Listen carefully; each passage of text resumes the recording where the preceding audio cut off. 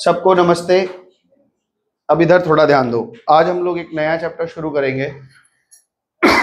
पिछले दिन हम लोग कैश फ्लो खत्म किए है ना, लेकिन कैश फ्लो पूरा नहीं खत्म हुआ है। अभी कुछ टाइप के सवाल उसमें बाकी हैं, वो दोबारा से कराएंगे। आपके एग्जाम में जैसा आएगा वैसा हम बता दिए हैं, ठीक है ना। तो मोटा मोटा हो गया है। रिवीजन टाइम में हम उसमें कुछ और अलग अलग टाइप के क्वेश्चन करवाएंगे। तो जितना उसमें जो शीट दिया गया था कैश फ्लो का, उसमें तो कुछ पूछना नहीं है, सब बन गया है। इजी लग रहा है, अब बनवा पा रहे हैं। पहले दिन तो भाई घबरा ही गया था कि कैसे बनेगा ये। सिद्धिका तुमसे बन रहा है, बना पा रही हो? चलो, जो नहीं बन पाएगा तो अपने सहेली मौसम से थोड़ा हेल्प ले लोगी और अपने बुआ से भी हेल्प ले लोगी। आज एक नया चैप्टर शुरू करेंगे। तो नया चैप्टर में रेशियो एनालिसिस है। ये रेशियो एनालिसिस चैप्टर क्या है, पहले इसके बारे में थोड़ा समझते हैं। करना तो बहुत सरल है, बहुत इजी है, लेकिन इसमें कॉन्सेप्ट बहुत ध्यान में रखना है। तो रेशियो एनालिसिस में एक बात रखना है कि रेशियो होता क्या है।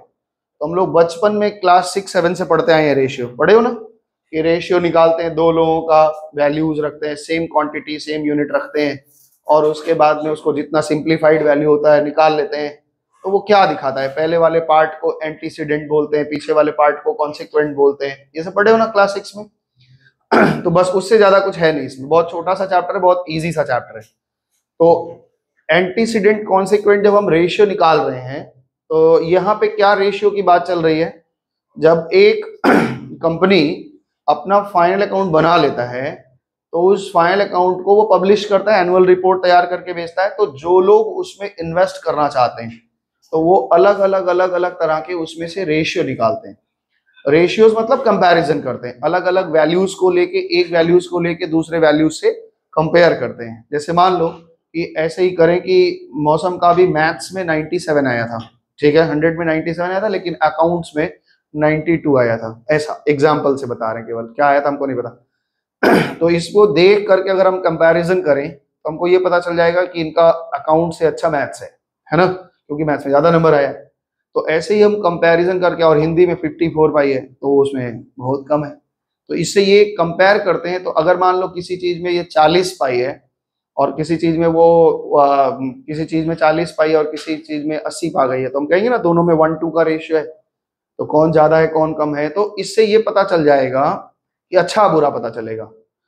तो कंपनी में हम लोग बहुत सारा अच्छा बुरा उनके रिपोर्ट तैयार करते हैं, ठीक है ना। तो उसके लिए हम लोग क्या करते हैं, अलग अलग रेशियोज निकालते हैं। वैसे रेशियोज तो बहुत होता है, लेकिन आपके कोर्स में कुछ 4 ही रेशियो हैं, कुल 4 रेशियो हैं। मतलब मेन बड़े बड़े टाइप के 4 रेशियो हैं, और उसके अंदर हम लोग बहुत सारा रेशियोज पढ़ेंगे। तो रेशियो क्या है, इसका मीनिंग ऑफ रेशियो लिखा हुआ है। मीनिंग ऑफ रेशियो में कह रहे हैं कि एक वैल्यूज को दूसरे वैल्यू से हम एक्सप्रेस करते हैं, उससे कंपेयर करते हैं। तो ये हमारा यहाँ पे बहुत लोग हैं, आर एन एंथनी है, तो उनके भाषा में लिखा हुआ है। वो डेफिनेशन आप पढ़ लीजिएगा, उसमें कोई बहुत बड़ी चीज नहीं है, ठीक है। रेशियो कितने तरह से एक्सप्रेस किया जाता है, दूसरा टॉपिक हमारा थ्योरी चल रहा है। अभी थोड़ा थोड़ा थ्योरी पढ़ाएंगे, जो थ्योरी जितना समझने लायक है वो समझ लें। रेशियोज को ना हम कई तरह से दिखा सकते हैं। पहला रेशियो तो हम जैसे ऐसे दिखाते हैं, जिसको हम लोग बोलते हैं प्रोपोर्शनेट या प्योर रेशियो, सिंपल रेशियो। मान लो कि मौसम का एज 200 साल है और इनकी सहेली का एज 300 साल है, तो इसको अगर हम लोग काट देते हैं और इस फॉर्म में लिखते हैं, तो इसको हम लोग कहते हैं प्योर रेशियो, ठीक है ना, या सिंपल रेशियो। तो कुछ रेशियो हम इस फॉर्म में दिखाएंगे। कुछ रेशियोज ये कह रहे हैं कि उसको हम टाइम्स में दिखाते हैं, ठीक है ना। जैसे मेरा उम्र 40 साल है और मेरे भतीजे का उम्र 8 साल है, तो हम ये कह सकते हैं कि हम 5 गुना है उसके, तो ये भी एक रेशियो दिखाने का तरीका हुआ। तो एक रेशियो तो सिंपल टाइम में दिखा देते हैं, और एक रेशियो हम टाइम्स में दिखा देते हैं। तो कितने तरह से एक्सप्रेस कर सकते हैं। तो हर रेशियो को हम ऐसे ही नहीं दिखाएंगे, हर रेशियो को ऐसे ही नहीं दिखाएंगे। जहां मौका मिलेगा वहां पे हम ऐसा भी दिखाएंगे, जहां मौका मिलेगा हम उसको ऐसा भी दिखाएंगे। हर रेशियो को एक ऐसा नहीं बताएंगे। जैसे क्या होता है, एक चीज समझो, ऐसे समझो कि अभी हमको एक शब्द हमने बोला, मान लो हमने एक शब्द बोला राम, कितने देर पहले बोला है, बोलो कितने देर पहले ये शब्द बोला है, 5 सेकंड पहले। अगर इस टाइम को अगर हम साल में अगर एक्सप्रेस करना चाहें तो कैसा बेहुदा बात हो जाएगा, है ना। और तुम्हारा उम्र कितना है, लगभग 17-18 साल, उसको अगर हम सेकंड में व्यक्त करें तो कैसा हो जाएगा। तो ये कहता है कि एक ही क्वांटिटी है समय, लेकिन उसको एक्सप्रेस करने का तरीका अलग अलग है, जरूरत के हिसाब से, क्वांटिटी के हिसाब से अलग अलग करते हैं। वैसे रेशियो में भी है, कुछ रेशियो हम इस फॉर्मेट में देखते हैं तो हमको समझ में आता है, कुछ रेशियो हम टाइम्स में देखते हैं तो समझ में आता है, कुछ रेशियो हम परसेंटेज में देखते हैं, जैसे हमें प्रॉफिट देखना है तो प्रॉफिट क्या निकालते हैं भाई, नेट प्रॉफिट देखना है तो नेट प्रॉफिट ऊपर रखते हैं, सेल पे देखते हैं, सेल इंटू 100 लगते हैं, तो जो भी 20% 30%, ये भी तो एक रेशियो, ये कंपैरिजन ही तो है। तो एक रेशियो परसेंटेज में भी निकलता है, तो कितने तरह से रेशियो दिखा सकते हैं, कभी सिंपल में भी दिखाते हैं, कभी हम टाइम्स में भी दिखाते हैं, कभी परसेंटेज में भी दिखाते हैं, और एक बात बोल रहे हैं कभी कभी हम फ्रैक्शन में दिखाते हैं, 3/5, 2/9 ऐसा भी दिखाते हैं, ठीक है ना। तो ये कुछ तरीका है जिससे हम एक्सप्रेस करते हैं यानी व्यक्त करते हैं। तो ये आपको पता चल जाएगा जब आप चैप्टर पढ़ेंगे पूरा पूरा, तो आपको पता चलेगा कि हमारा क्यों हम किसी को परसेंटेज में दिखा रहे हैं, क्यों किसी को टाइम्स में दिखा रहे हैं, क्यों सिंपल फॉर्म में दिखा रहे हैं। तो जब प्रैक्टिस में आओगे तो तुमको खुद ही पता चलेगा कि इसको कैसे दिखाना चाहिए, इसको कैसे दिखाना चाहिए, ठीक है। तो यहाँ पे पहला टॉपिक यही था कि हमारे पास रेशियोज कितने तरह से एक्सप्रेस किया जाता है।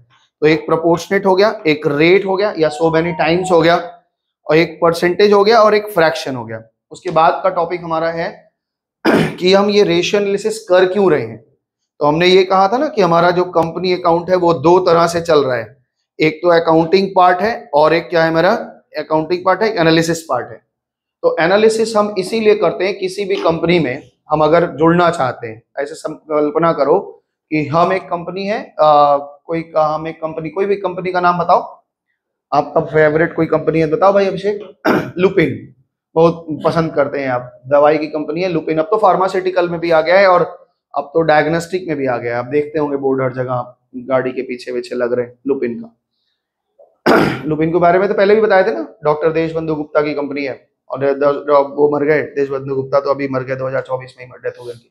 खैर, हम उस कंपनी में पैसा इन्वेस्ट करना चाहते हैं, या ये इतना बड़ा बात ना करके हम एक छोटी सी बात करें, और रौनक आकर के हमको क्या किया, एक प्रपोजल दिया कि सर मेरा एक घड़ी बनाने की कंपनी है, आप अगर चाहे तो मेरे कंपनी में इन्वेस्ट कर लें। क्या हम इस बात से केवल पैसा इन्वेस्ट कर सकते हैं कि भाई लगा दे पैसा? तो नहीं कर सकते। तो क्या करते हैं, हम किसी के साथ में भी छोटा से छोटा भी बात करते हैं तो हम उसको जांच पड़ताल करते हैं। जैसे तरुण का भी शादी होने वाला है, तो दो लड़की लोग आए थे, वो लोग देखे, पता किए, बोले लड़का भी कमाता नहीं है, खाली कराटे सीखता है तो क्या ही होगा, तो अभी शादी नहीं हो पाएगा, तो रिश्ता खराब हो गया, बना नहीं। ठीक है ना।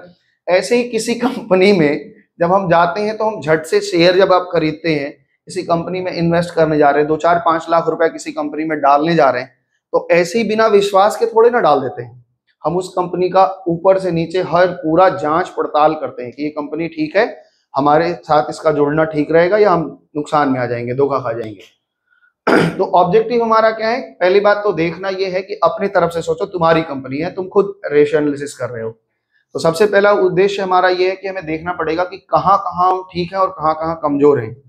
अगर रेशियो ये बता रहा है, रिपोर्ट कार्ड हमारे सामने आ गया, लेकिन उसको हम एनालाइज करेंगे तो हमको पता चलेगा कहाँ कहाँ अच्छा है और कहाँ कहाँ बुरा है। तो जहां जहां अच्छा है तो हम अपनी चीज को देखिए ना, क्या क्या करने से अच्छा हुआ उसको बार बार बार बार बार बार दोहराएंगे, और जिस चीज में हम खराब हुए रहेंगे, जो काम करके हम खराब हुए होंगे, उसको हम कहते हैं एडवर्स। आपके अकाउंट्स की भाषा में कहते हैं एडवर्स, जो कम मतलब नुकसान जिस तरफ देख रहे हैं उसको हम छोड़ देंगे, और जिस चीज में हमारा फायदा हो रहा है उसको हम फेवर कहते हैं कि भाई मेरे फेवर में आ गया। तो ये लैंग्वेज है, एडवर्स और फेवर। तो यहाँ पे यही ऑब्जेक्टिव बता रहे हैं, ध्यान से सुनो। पहला ऑब्जेक्टिव बता रहे हैं to locate weak spot of the business which need more attention. कोई बात बताने वाली बात तो है नहीं। जब हम रेशियो निकालेंगे तो हमारे कंपनी में कहाँ कहाँ वीक स्पॉट है, वीक स्पॉट मतलब जहां पे कमजोर बिंदु कौन कौन सी है, उस बिंदु पे हम ध्यान रखेंगे। और जब अभी बनाओगे तो आपको खुद ही भी दिखेगा कि कहाँ कहाँ मेरा कंपनी वीक है। To provide deeper analysis of the liquidity, solvency, activity and profitability of the business. ये चार बातें यहाँ पहली बार आपके दिमाग में आया है, और यही चार चीजों पे हमारा विशेष ध्यान रहता है। सबसे पहला बात बता रहे हैं लिक्विडिटी पे, हमें इसके बारे में बहुत डीप एनालिसिस चाहिए। ये कंपनी लिक्विडिटी में कितना तगड़ा है, सॉल्वेंसी में कितना तगड़ा है, एक्टिविटी में कितना तगड़ा या कमजोर है, और प्रॉफिटेबिलिटी में कितना तगड़ा या कमजोर है। अभी ये चार शब्द आपको कुछ भी नहीं समझ में आए होंगे, इन चार शब्द के ऊपर ही पूरा चैप्टर है ना। तो हम जब चैप्टर में बीच में घुसेंगे तो आपको पता चल जाएगा कि लिक्विडिटी एक्टिविटी क्या है।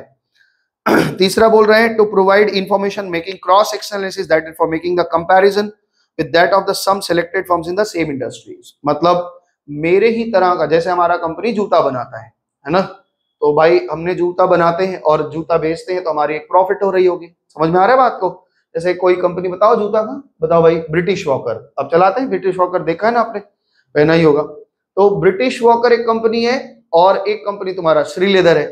तो श्री लेदर का सेल बहुत तगड़ा है हमारे यहाँ पे, है ना। है तो लोकल कंपनी हमारी कलकत्ता की ही है, कुछ कुछ जगह पे भुवनेश्वर वगैरह में कहीं कहीं आ गया, लेकिन इंडिया लेवल में नहीं है अभी। तो कलकत्ता में तो बहुत अच्छा चलता है। तो श्री लेदर के साथ में हम ब्रिटिश वॉकर या खादिम का हम कंपैरिजन करेंगे, तो ये लोग आपस में करते होंगे कि भाई हम भी इतना पैसा लगाए, हम इतना कम क्यों कमा रहे हैं, वो भी इतना पैसा कमाया है, वो इतना ज्यादा क्यों कमा रहा है। तो ये एनालाइज चलता है एक कंपनी दूसरे कंपनी से, तभी तो पता चलेगा कि भाई वो 100 रुपए लगा के 30 रुपए कमा ले रहा है और हम 100 रुपए लगा के केवल 22 रुपए कमा पा रहे हैं, तो क्यों कम कमा रहे हैं। ये सब कंपैरिजन हमको वहां पे देखने को मिलेगा। To provide information making time series analysis that is making the comparison from present ratio with the past ratios.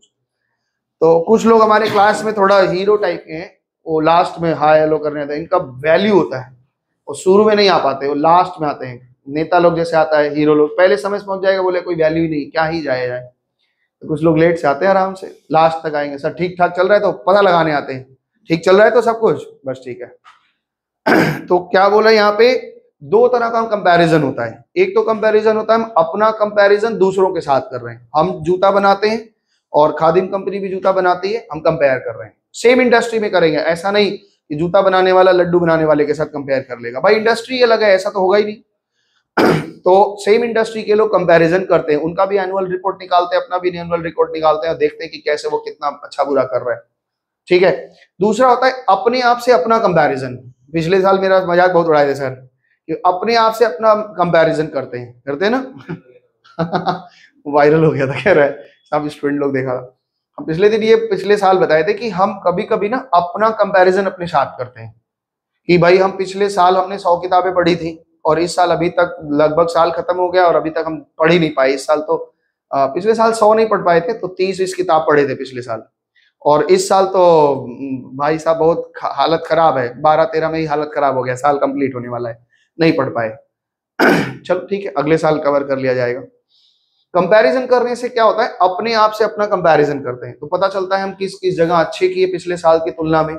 पिछले साल का भी तो हमारे पास बैलेंस शीट होगा ना, और इस साल का भी बैलेंस शीट है, तो हम कंपेयर करेंगे पिछले साल कैसा कैसा काम किए थे, कितना प्रॉफिट हुआ था, क्या हुआ था, कितना खर्चा हुआ था, सब चीज कंपेयर करेंगे। और इस साल का भी करते हैं तो हमको पता चल जाएगा कि पिछले साल के तुलना में इस साल हमने अच्छा किया है या पिछले साल की तुलना में और लुटिया डुबो दिए हैं, ये सब पता चलेगा। तो रेशियो एनालिसिस का 4 हो गया। 5वां में कह रहा है to provide information useful making the estimate and preparing the plans for the future.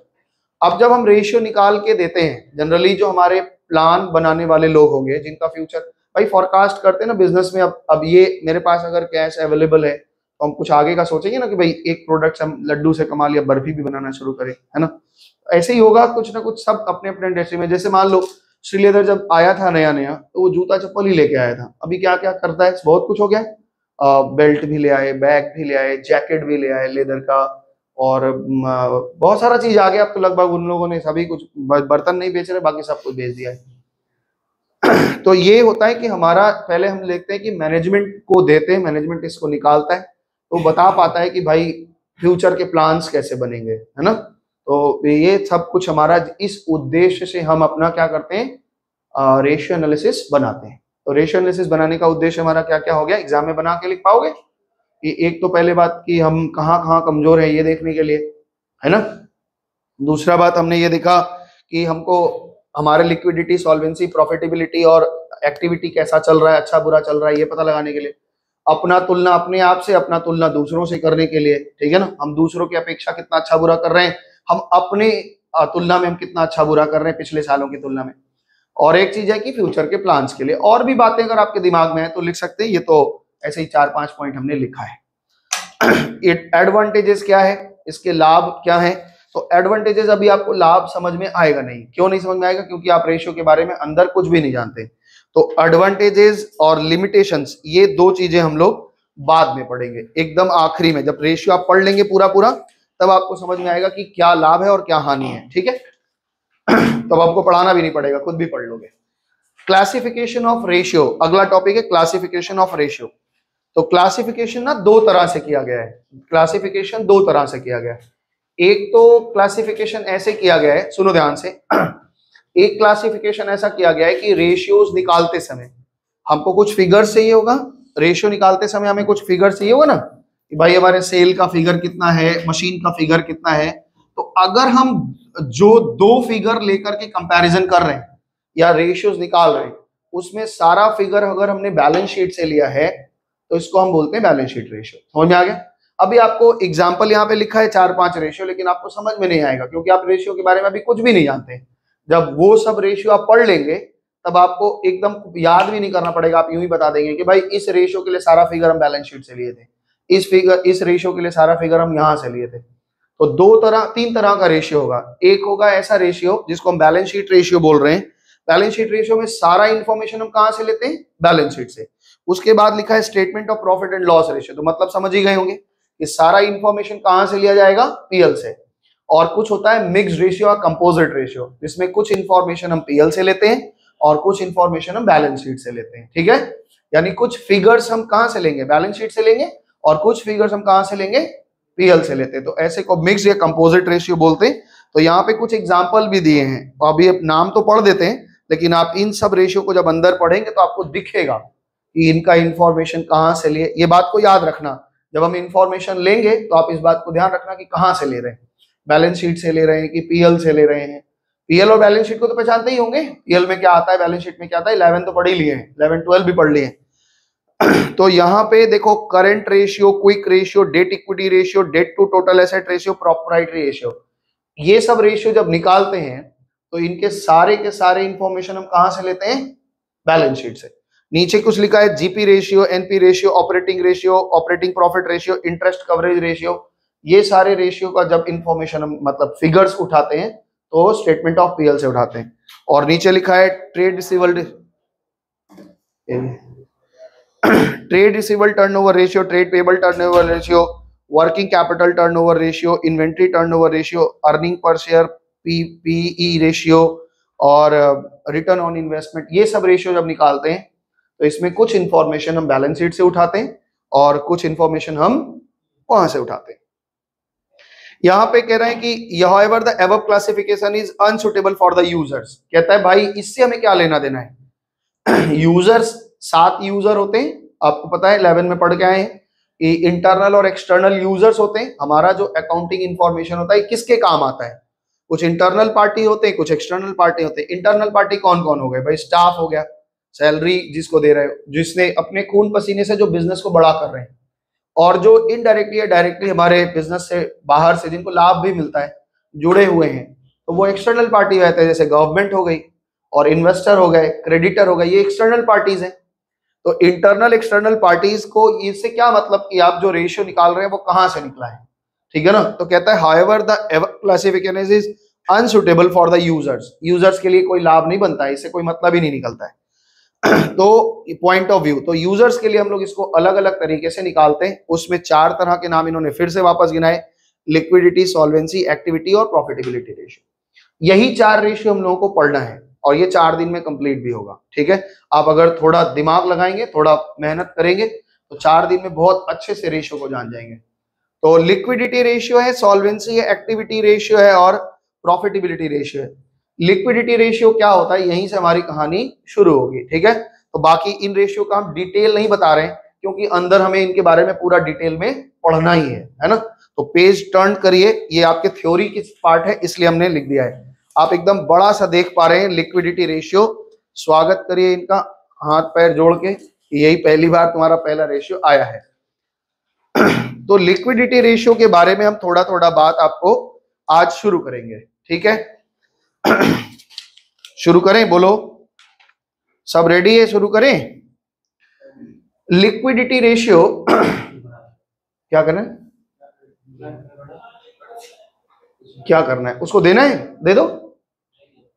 तो लिक्विडिटी रेशियो का मतलब क्या है? देखो, लिक्विडिटी रेशियो के सामने ब्रैकेट में इन्होंने बड़ा सा लिख रखा है, इन्होंने लिख रखा है कि short term solvency ratio. Short solvent और इंसॉल्वेंट दो वर्ड है, ये तो आप बचपन से पढ़ते आ रहे हैं। जब बच्चे पतंग उड़ाते थे तभी आप पढ़ लिए थे 11 में कि सॉल्वेंट क्या होता है, इंसॉल्वेंट क्या होता है। सॉल्वेंसी क्या होती है कि हम कितना सरवाइव कर पाएंगे बाजार में, हम सॉल्वेंट हैं या नहीं है। कोई ऐसा आदमी, ध्यान से समझना, ये इसको दिमाग में भी रखना ही नहीं, खाली आप दिमाग से समझो कि कोई ऐसा व्यक्ति जिसके ऊपर बहुत कर्जा है, उस शॉर्ट टर्म में ही इंसॉल्वेंट है, आप उसके साथ धंधा करना चाहेंगे? बताओ, संस्कार धंधा करना चाहोगे? हाँ भाई, दोस्त है, कुछ मना लो, उसको बोल रहा है कि मेरा इंसॉल्वेंट हो गया, तू भाई थोड़ा उधारी में हमको टी शर्ट दे दे, 1000 पीस बेच के पैसा देंगे, तुम दोगे? नहीं दोगे। कारण क्या है? डरते हो इस बात से कि बेच के पहले अपना पुराना वाला कर्जा चुकाएगा, हमको भी कर्जा में जोड़ लेगा, हम भी क्रेडिटर बन जाएंगे, है ना। तो शॉर्ट टर्म सॉल्वेंसी का मतलब है कि ये फर्म शॉर्ट टर्म में, शॉर्ट टर्म मतलब अगले 6 महीने तक, अगले 9 महीने तक, या 3 महीने 4 महीने तक ये आदमी सॉल्वेंट है या रहेगा या मर जाएगा, जी पाएगा, लड़ पाएगा, सरवाइव कर पाएगा या मर जाएगा।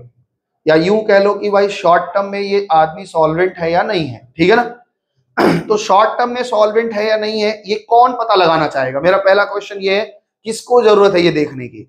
मेरा पहला प्रश्न समझ गए क्या बोले? कि आज हम एक शॉर्ट टर्म सॉल्वेंसी निकालने जा रहे हैं। मान लो XYZ कोई कंपनी है, उस कंपनी का हम देखना चाहते हैं कि ये कंपनी शॉर्ट टर्म में सॉल्वेंट है या नहीं है। इसका पता किसको जरूरत पड़ गई? हमको तो जरूरत नहीं है। जो कह रहे हैं, जो इन्वेस्टर है, इन्वेस्टर भाई, इन्वेस्टर को शॉर्ट टर्म देखने की क्या जरूरत है? वो तो कहेगा कि हम लॉन्ग टर्म में देखेंगे। इन्वेस्टर क्या छोटे इन्वेस्टर होते हैं? छोटे इन्वेस्टर होते हैं क्या? इन्वेस्टर का मतलब हमेशा छोटा नहीं होता। इन्वेस्टर जो हमारे पास मनी लगाते, इन्वेस्ट करते हैं, क्या शॉर्ट टर्म में लगाते हैं? नहीं, वो तो हमेशा लॉन्ग टर्म का सोच के, 2-3 महीने का सोच के लगाते हैं क्या? नहीं। कौन देखेगा? सबसे पहले देखते हैं बैंक वाले। अगर हम बैंक में लोन अप्लाई करें कि भैया हमको लोन चाहिए, तो वो कहेंगे भाई आपका किस्त बनेगा इतने रुपए की। क्या बोलते हो आप? किस्त ही तो बोलते हैं, है ना। आप किस्त चला पाएंगे कि आपकी कश्ती डूब जाएगी, है ना। तो वो क्या देखेंगे कि आप शॉर्ट टर्म में सॉल्वेंट हैं कि नहीं।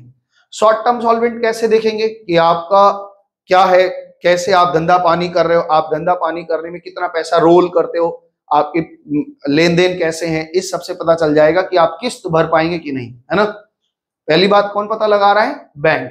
पहला बैंक पता लगाता है जब हम लोन का अप्लाई करते हैं। हम लोन अप्लाई किया और हमने अपना बैलेंस शीट उनको पकड़ा दिया, वो अपना निकाले, अगर वो रेशियो उनको मन का नहीं भाया तो क्या कहेंगे? भाई हम लोन नहीं कर पाएंगे। भाई वो भी डर रहे हैं कि किस्त नहीं जमा कर पाएगा तो कैसे हो। बात समझ पा रही है? ये चैप्टर बहुत इंपॉर्टेंट है, इसको नींद नहीं आना चाहिए पढ़ते पढ़ते, इसलिए बारीकी से सुनिए, है ना। दूसरा क्या बात है? दूसरा बात हो सकता है जिससे हम माल खरीदते हैं, कच्चा माल खरीदते हैं, क्रेडिटर लोग, सप्लायर्स लोग, वो लोग को अगर हम बोलें कि भैया हमको 10 लाख का माल दे दीजिए, हम 1 महीने की उधारी दीजिए, तो वो 10 लाख के माल देखने के पहले हमारा रेशियो देखेंगे ना। भाई ये आदमी 10 लाख 1 महीने में मांग रहा है, तो भाई हमारा पेमेंट 1 महीने में कर पाएगा कि नहीं कर पाएगा, सॉल्वेंट है कि नहीं है ना। जिनसे ये पुराने माल वाल खरीदते हैं उनको ठीक टाइम में पैसा वैसा दे पाते हैं कि नहीं दे पाते। बात समझ में आ रही है? दूसरा बात ये हो गया। एक चीज ये समझो कि हम शॉर्ट टर्म में सॉल्वेंसी कैसे निकाल पाएंगे, है ना। मौसम से इसकी एक फ्रेंड नैन्सी, वो बोली कि तू हमको कचौड़ी खिला दोगे, तो बोले कि ठीक है, अब इसका सॉल्वेंसी देखना पड़ेगा, कचौड़ी खिलाने के औकात में है कि नहीं है। सुनो कैसे होगा। मान लो घर से इसको बेचारी को 20 ही रुपया मिलता है ना, और इसका आने जाने का भाड़ा ही 20 रुपया लग जाता है, तो इनके पास करंट एसेट 20 ही रुपया है और इनका भाड़ा 20 रुपया लग जाता है। तो हम क्या कह सकते हैं? 1:1 का रेशियो है। जितना इनके पास करंट एसेट है उतना ही करंट लायबिलिटी है। तो बेचारी कहाँ से ही कर पाएगी? अगर इस केस में अगर वो कचौड़ी खिला देती है अपनी सहेली लोग को, तो वो खराब हो जाएगा, कचौड़ी वाला फिर रोएगा। फिर या तो इनको क्या करना पड़ेगा, एक दिन स्कूल पैदल जाना पड़ेगा और पैदल आना पड़ेगा, फिर वो जा करके वो 20 रुपए का कर्जा उतार पाएगी। तो ऐसे कंडीशन में अगर ये कचौड़ी वाला इनको कचौड़ी खिला देता है, छोला भटूरा खिला देता है, तो फंस जाएगा।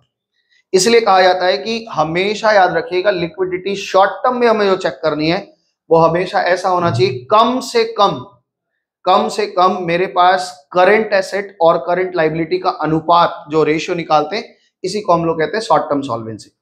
हम देखते भाई तुम्हारे पास कर्जे कितने हैं अभी शॉर्ट टर्म में, 1-3 महीने में आपको जो चुकाने हैं वो कर्जा कितना है। तो मान लो कि ये कह रहे हैं कि 40 रुपए है, ठीक है ना, और हमारे पास अपने पॉकेट में संपत्ति कुल कितने की है, तो हम बोलते हैं कि 80 रुपए का है। तो और याद रखना ये 2:1 के रेशियो में ही होना चाहिए। करंट एसेट करंट लाइबिलिटी का रेशियो ऑलवेज स्टैंडर्ड वैल्यू, अगर आपसे पूछा जाए कि कितना माना गया है तो आप हमेशा कहेंगे इसकी आइडियल वैल्यू 2:1 मानी गई है। अगर इतना है तो आप बाजार में अच्छे से कर पाएंगे। समझ पा रहे बात को? हमने मेरे ऊपर बाजार में हम धंधा चल रहा है, आज पता नहीं क्या कितना तारीख है, 2 तारीख है, 2 नवंबर है, शाहरुख खान का जन्मदिन।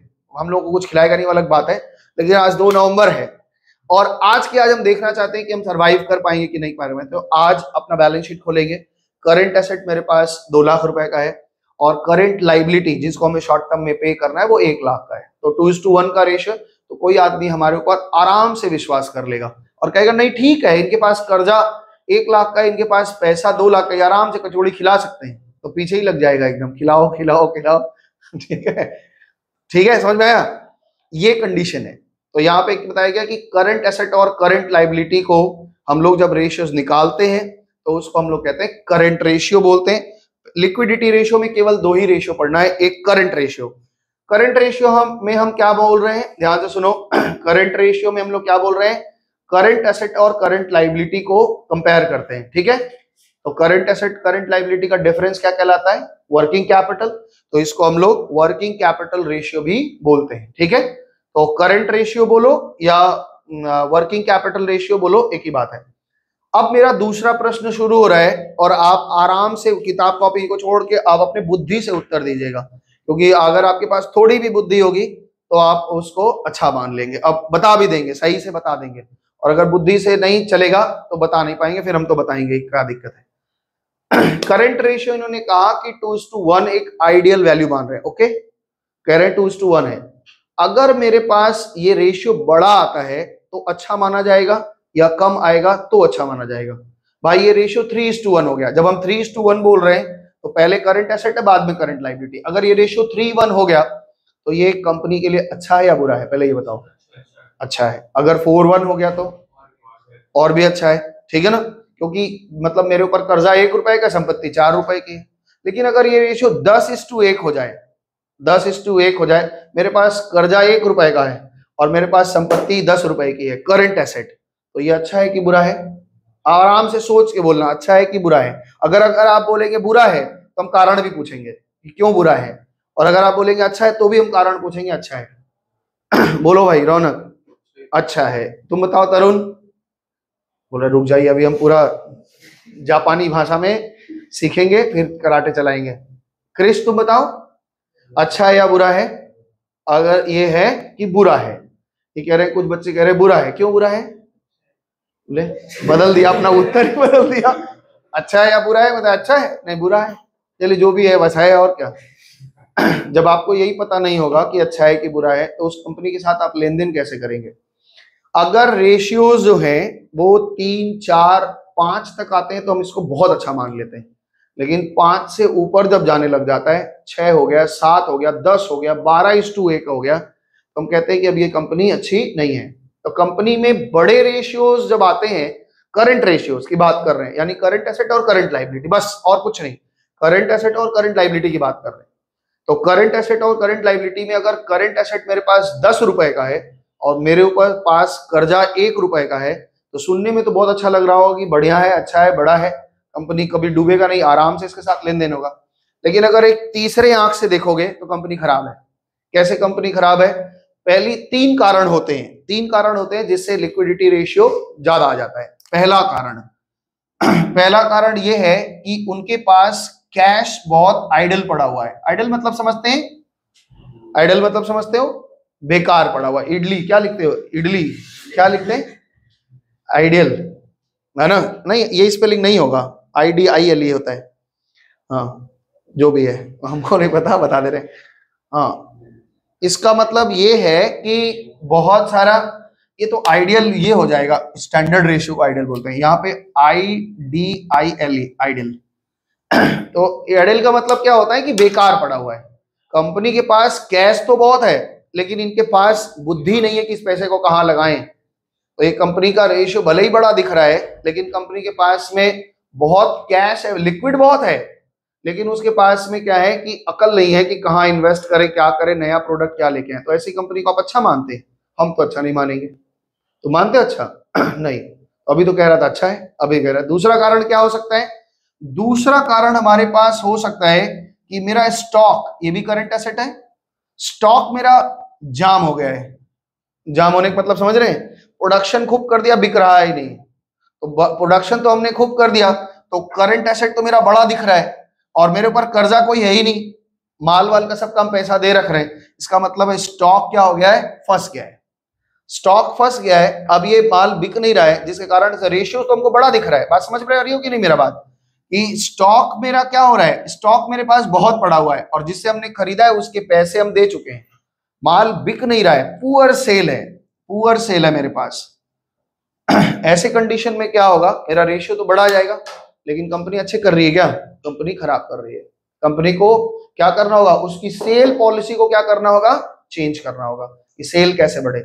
आप लोग देखते हैं बाजार में, थोड़ा इस तरफ हुआ ना, आप लोग बाजार में देखते हैं कि जब आप मॉल वगैरह में जाते हैं, बड़े बड़े मॉल में, पता नहीं कौन कौन सा है, क्वेस्ट है, क्वेस्ट तो बहुत महंगा मॉल है ना, वहाँ सारा का सारा चीज ब्रांडेड ही है, और ब्रांडेड भी मतलब बहुत बड़ा बड़ा गुची का है, तो पता नहीं क्या क्या है सब। वहाँ पे नॉर्मल आदमी लोग खाली फिल्म देखने जाता है, बाकी सब लोग खरीदने के लिए, हमको लगता है जिनको लगता है कि अमीर हैं कि दिखाना है, वही लोग जाते हैं वहां पे। हम तो नहीं गए, मैं एक बार गए थे क्वेस्ट। खैर, हम जो बताना चाह रहे हैं वो समझो। अभी हम लोग इधर क्या क्या बोल रहे हैं, हमारे स्कूल के पास है, वहाँ स्कूल तो वो है था, बिग वो था, क्या नाम था, नहीं क्या था, कौन था एक तो ना, ब्रांड फैक्ट्री। हाँ, तुम्हारे स्कूल के सामने ही तो था ब्रांड फैक्ट्री। हाँ, तो बंद करवा दिए हम, बच्चे सब उसमें घुस जाते थे स्कूल के निकल के, फैशन के चक्कर में। ब्रांड फैक्ट्री का ही बात बता रहे, बंद हो गया, अलग बता, रिलायंस खरीद लिया। तो ब्रांड फैक्ट्री में क्या होता है कि हम जाते हैं, तो मॉल में क्या होता है, अलग अलग सेक्शन में अलग अलग जगह होता है। तो हम एक सेक्शन में गए जहाँ रेमंड्स का था, ठीक है ना, रेमंड्स का था, और रेमंड्स का शेयर अभी 1600 रुपये चल रहा है। कल, अच्छा कल तुम लोग देखे कुछ खास बात? पता नहीं होगा, आप जान लीजिए, थोड़ा बता देते हैं कहाँ कहाँ। हाँ, ऑनलाइन, हाँ, मुहूर्त ट्रेडिंग जानते हैं इसके बारे में? क्या होता है? शाम के समय में 1 घंटा के लिए मार्केट खुलता है, स्पेशल ट्रेडिंग करने के लिए, सट्टेबाजों के लिए। तो हमने कुछ नहीं खरीदा, कल शाम को 6 से 7 1 घंटा खुला था, कल दिन में नहीं खुला था, मतलब सुबह नहीं होता है, शाम को हुआ था, दिवाली के लिए। जानते थे ये बात पहले से कि शेयर ट्रेडिंग में होली, दिवाली के दिन शाम को 1 घंटा खोलते हैं। तो वो लोग 1 तारीख को मुंबई में होली दिवाली मनाए, तो कल 1 तारीख को शाम को मुहूर्त ट्रेडिंग किए। कुछ खरीदा नहीं? चलो ठीक है, कोई बात नहीं। तो पुअर सेलिंग हो गया। पुअर क्या बता रहे थे, कहाँ विषय चल? हाँ, ब्रांड फैक्ट्री का बात बता रहे थे। ब्रांड फैक्ट्री में आप जाते हैं, वहां रेमंड्स का लगा हुआ है, मुफ्ती का स्टॉल लगा हुआ है, पार्क एवेन्यू का लगा है, अलग अलग लगे हुए हैं, एलन सॉली का लगा हुआ है, लगा हुआ है। आप एक टी शर्ट उठाते हैं, उस टी शर्ट पे लिखा हुआ है कि ये टी शर्ट 1200 रुपए का है, एमआरपी कितने की लिखी हुई है? 1200 रुपए। और वहां क्या लिखा है कि हम भाई 50% डिस्काउंट में इसको दे दे रहे हैं, ठीक है, लिखा रहता है 50% डिस्काउंट में, लिखा हुआ है कि आप ले लीजिए। तो आपको लगा कि भाई 1200 का टी शर्ट, अगर इसको हम शोरूम से खरीदते हैं तो ओरिजिनली 1200 ही प्राइस है, 10% 20% छोड़ दिया तो छोड़ दिया, नहीं तो 1200 रुपया ही लेगा। तो ये 500 या 600 में क्यों बेच दे रहे हैं? आपके दिमाग में आता है, आपको लगता है कपड़ा भी अच्छा है, ओरिजिनल रेमंड्स है भी, तो आप क्या करते हैं, ले लेते हैं, है ना। लेकिन आपके पास जो नजर नहीं जाता है आपका, वो कहाँ नजर डालना चाहिए था? उस टी शर्ट का जो टैग है उस पे एक मैन्युफैक्चरिंग डेट है। आप उस मैन्युफैक्चरिंग डेट को अगर देखेंगे तो वो कम से कम 2 साल पुराना स्टॉक है। मतलब समझ में आया क्या बोल रहे हैं? डेड स्टॉक है। कंपनी के पास जितनी डेड स्टॉक होती है, डेड स्टॉक होगा, वो क्या करते हैं, रख के थोड़ी ना अचार डालेगा, क्या करेगा, ऐसे ही अलग अलग जगह सेल लगाएगा, बोले जितना बिक जाए उतना अच्छा है, ठीक है। तो डेड स्टॉक का काम बहुत लोग करते हैं। मुंबई में एक कंपनी है जो जीन्स बनाती है, मुफ्ती का ही बात कर लेते हैं, मुफ्ती का, उसका शोरूम इतना, गोडाउन इतना बड़ा है कि तुम हम क्या बताएं, अब हम कैसे कैसे बताएं। मान लो कि वो तुम्हारे मोहल्ले जितना बड़ा है, इतना बड़ा मोहल्ला है, उतना बड़ा है वो टी शर्ट, मतलब पैदल घुसोगे तो थक जाओगे घूमने में, ठीक है। वहां पे जाओगे, पहले आपका शरीर पूरा स्कैन कर लेगा कि आप चुराए उराए बम तो नहीं लाए, नहीं तो आग लगा देंगे। फिर उसके बाद कहेगा आपको जो लेना है ले लीजिए, 20% 30% प्राइस में वो दे देंगे। मतलब जो जीन्स के ऊपर 1000 रुपए लिखा है वो आपको 250-300 में मिल जाएगा। 1000 ओरिजिनल जींस है। और वहां से लेकर के आप आइए और सारे के सारे क्या है, डेड स्टॉक है मान लीजिए, आप लाइए आराम से, आप 40% डिस्काउंट पे लगा के बेच लीजिए, मुफ्ती का ओरिजिनल है ना। तो ये बहुत लोग करते हैं ऐसा काम। तो डेड स्टॉक क्यों कंपनी निकालना चाहती है? और ये तो आपको पहले ही आइडिया बता दिया था ना कि जो चीज आप खरीदते हैं, जैसे ये मोबाइल है, ये मोबाइल हमने 15,000 का खरीदा था, मान लो 15,000 कोई गिफ्ट दिया था, जो भी है 10,000 या 15,000 खरीदा, इसके बनाने का खर्चा जो होता है वो 10 to 15% होता है, ज्यादा नहीं होता है। ये तो प्रचार आदि में सेलिंग डिस्ट्रीब्यूशन खर्चा, ये वो कमीशन वगैरह इतना लग जाता है कि हमारे पास इतना महंगा पड़ जाता है। बाकी आप थम्स अप पीते हैं ना, क्या बोलते हैं, कैंपा आ गया है कैंपा पीते हैं, बंद हो गया? नहीं बंद नहीं हुआ, मारे धूम मचाया है कैंपा, 1 किलो दे दे रहा है 10 रुपया में, और क्या चाहिए? हाँ खराब आ रहा है, तबीयत खराब हो जा रहा है। तू लोग पीता होगा, हम तो पीते नहीं, हमको पता नहीं है।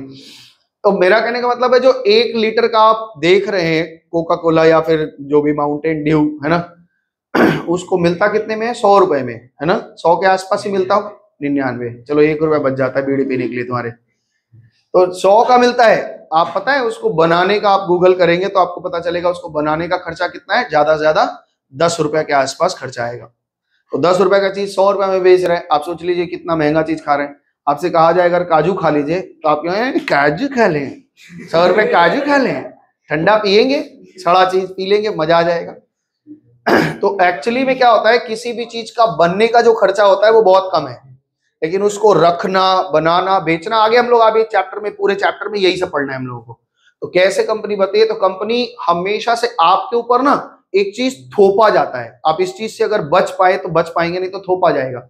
ये जो हीरो हीरोइन लोग हैं, जो नकली हीरो हीरोइन लोग हैं, लिपापोती करके आते हैं, वो अलग अलग तरह का कपड़ा कंपनी उनको कहती है पहनो, उनको पैसे देती है पहनने के लिए, क्योंकि वो नहीं पहनेंगे तो भाई, एक शर्ट ये हमने खरीदा था पिछले साल से चल रहा है, एक सब 500 रुपए का शर्ट इतने दिन से चल रहा है।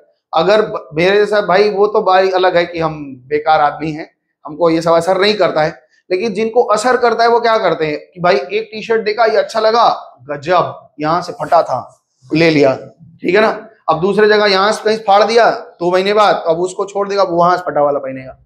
तो ये क्या हो रहा है, आपके ऊपर ना कोई एक स्ट्रेटजी काम कर रही है और आप उस स्ट्रेटजी में ट्रैप्ड हैं। क्या होता है, एप्पल कंपनी को बहुत अच्छी तरीके से पता है कि मेरा जो एक फोन है, एप्पल मान लो 15 निकला, तो 15 निकलने के वो 1 साल में खराब नहीं हो जाएगा, या जो चला रहे हैं। कंपनी को क्या करना है भाई, अगर हम 15 निकाल के बैठ जाएंगे तो फिर इसको नया कोई कंपनी प्रॉफिट कैसे करेगी भाई, एक फोन तो 4 साल 5 साल चला ही लोगे। वो क्या करेंगे, 16 निकालेंगे, तो 16 दाया, 16 बाया, 16 प्रो मैक्स अल्ट्रा, क्या क्या निकालते चले जाएंगे, क्योंकि आपको क्या, जिनके पास पैसा है उनके पास खुजली है कि भाई हमको कुछ नया दो, हम तो इसमें नहीं चला पा रहे हैं। अब हम लोग गरीब आदमी है, एक एक फोन लेते हैं, वो पूरा जब तक लास्ट में मालिक बदल दो तब तक हम लोग उसको चलाते हैं यही होता है। तो एक आपके ऊपर एक स्ट्रैटेजी काम कर रही है हमेशा, और जो आपके बड़े बड़े लोग होंगे जिनको आप देखते हैं, जिनके जैसा बनना चाहते हैं, वो लोग उस चीज को इन्फ्लुएंस करते हैं और उसको खरीदते हैं। तो डेड स्टॉक में क्या होता है, डेड स्टॉक अगर नहीं निकालेंगे तो उनका गोडाउन भर जाएगा, कॉस्टिंग कर, निकालेंगे नहीं तो फंस जाएगा। तो इसका मतलब है पुअर सेल है, आपके पास सेल पुअर होगा तो माल कहाँ फंस जा रहा है, और माल फंसने की वजह से क्या हो रहा है, आपका रेशियो बड़ा दिख रहा है ना, रेशियो बड़ा दिख रहा है, लेकिन रेशियो बड़ा दिखने के बावजूद भी आपका कंपनी अच्छा नहीं कर रहा है, पुअर सेलिंग है। तीसरा बात ये, इसी पे एक और बात ले सकते हैं कि एक बात है कि मेरा डेटर्स, हमने उधार में माल तो बहुत बेचे लेकिन डेटर बहुत बड़ा आ गया। इन तीनों चीज को हम ऐसे कर ले कि ये तीनों चीजें पॉजिटिव दिख रही है, बहुत बड़ी दिख रही है, क्या लिखते हैं इसको, हाई वैल्यू पे दिख रही है। ये तीनों चीज के कारण ही हमारा आंसर बड़ा रेशियो आता है। डेटर्स, हमें कोई भी उधार में माल मांगने आता है, ले जाओ, जब मन पैसा दे देना, कोई टेंशन नहीं है, बहुत पैसा आप उनके पास, बेचते चले जा रहे हैं। डेटर का लिस्ट इतना बड़ा हो गया, पैसा आ ही नहीं रहा है ना, घर से पैसा लगाए जा रहे हैं, लगाए जा रहे हैं, लगाए जा रहे हैं, तो क्या होगा, रेशियोज तो खूब बड़ा दिख रहा है, क्योंकि ये डेटर करंट एसेट में जुड़ा हुआ है, लाइबिलिटी हमारे पास कुछ है नहीं, तो रेशियोज कुछ बड़ा बड़ा दिखता चला जाएगा। डेटर, अगर इसका मतलब डेटर बड़ा आ गया तो रेशियोज बड़ा आएगा। समझ पा रहे हैं, सवाल हम सीधे करा सकते थे, हम बार बार बोल रहे हैं, हम सवाल सीधा करा सकते थे, लेकिन इतना डिटेल में आपको ले जाने का मतलब यही होता है कि आप इस चीज को बहुत अच्छे तरीके से समझें।